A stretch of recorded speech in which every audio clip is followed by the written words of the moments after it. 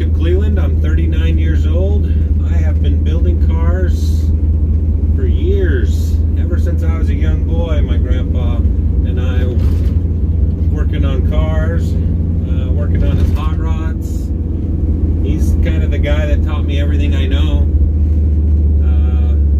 Also my dad, he was awesome too. We spent a lot of time tinkering together, and that's my background. I really haven't gone to schooling for this stuff.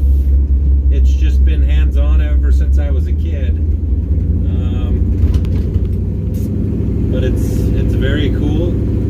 We're riding in my 1975 K5 Blazer with a big block 454. This guy's been stroked, and it's definitely a blast to drive. It's got a 4L80E in it, built to the gills, puts out 583 to the rear wheels. So it is definitely fun to drive. We're just pulling up into my house now, and you guys want to check out the other things I'm working on.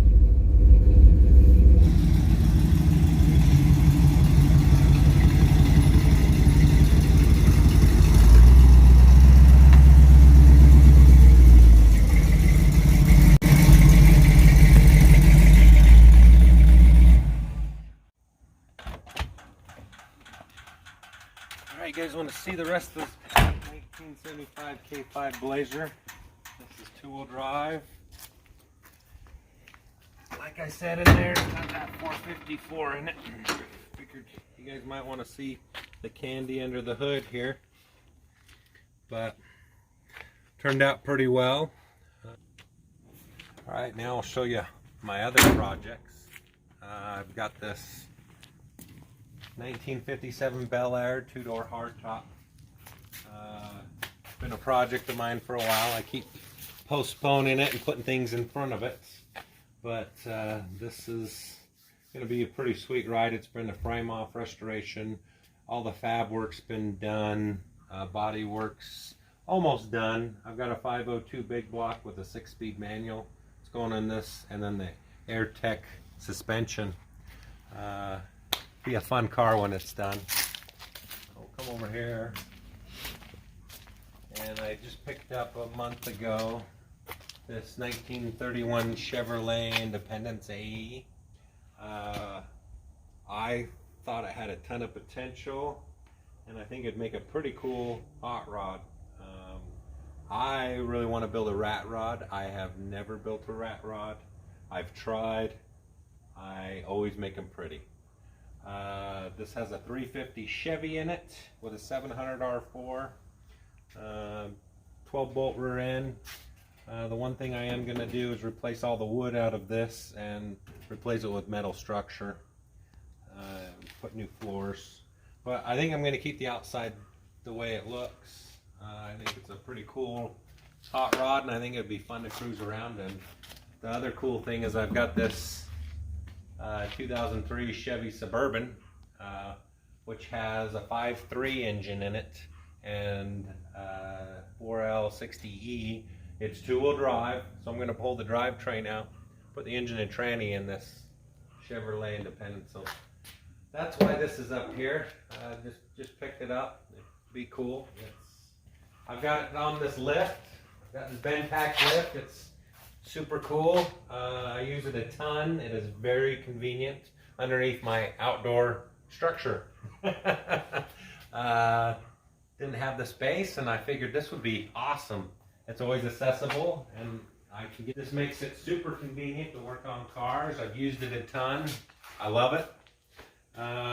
This is my outdoor work area. I've got my shelving here. Super cool. I got my outdoor workbench. This is all stuff I don't really care about it getting wet, but it makes it cool. Go ahead and step into the garage, and I'll show you this back garage here.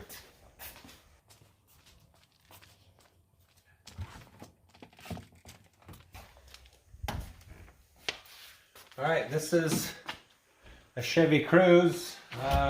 Not the normal cars that you see, on the show, but this is going to be my daily driver. I'm just straightening out the front end. It was in a collision. It had some structure damage, frame damage, and I straightened it all out and painted it. It still needs the hood painted. I still got to do some more work on it, but it's getting there, a little bit at a time. We'll go ahead and come over here and I'll kind of show you the garage. We'll walk through it. And I did build this composite box to go into this Chevy Cruze. Just, you got to have a little more boom for your stereo. I've got a lathe here in the corner. It's kind of covered up. You definitely need a lathe to do some little parts. Got my sandblaster. I got my stretcher and shrinker, do metal fab. You always got to have your canister for changing oil. Definitely works great with that lift. Got tons of shelves and flammable cabinet because one, I do a lot of metal fab and welding, and I do a lot of painting. This garage pretty much turns into a paint booth. I've got a swamp cooler in the back wall and filters the air coming in and blows it out through the bottom of the door, leave it open a little crack, and it's awesome. So that's why I got a flammable cabinet. Got plenty of toolboxes. We've got a metal fab toolbox, just a general toolbox, and just every toolbox has a reason. I've got all my tools.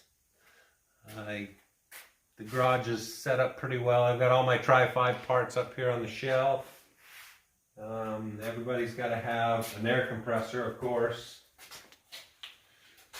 Got a fridge. You got to have a fridge out here. You definitely got to have a fridge. Got my air compressor, which runs all my tools, and my drill press. Very handy. I got my MIG welder, my TIG welder, and my plasma cutter. These things get used constantly. I use them all of the time. Cabinets, I got this one set up for all paint, and you got to have nut and bolts. You're always needing nut and bolts. I bought this cabinet a while back, and it had some cool dividers in it. It's from the 30s. Kind of painted up, made it look cool.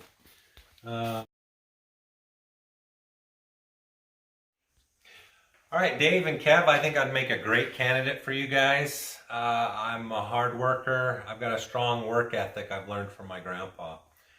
I don't do this every day. This is more of my hobby, what you see here. This is what I do in the evenings and on the weekends.